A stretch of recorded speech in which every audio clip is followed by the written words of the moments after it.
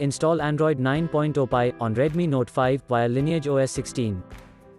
Please check the description for important notes and all the download links.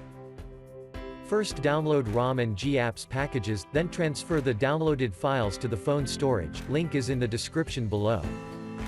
Step 2. Boot your device into TWRP recovery. Once in TWRP, click on Wipe, Advanced Wipe, and select the check boxes, as shown in the image, excluding internal storage. Step 4. Swipe the button to wipe the device. Step 5. Go back to the recovery main screen, and tap on the Install button. Step 6. Navigate to the storage, and select the ROM zip file. Step 7.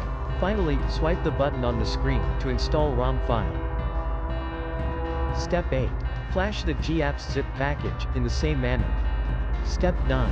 After GApps flashing completes, select Wipe Cache and Dalvik from bottom left side of screen, and swipe to wipe. Step 10. When the flashing process is complete, hit Reboot System. That's it, you have successfully installed the ROM on your device.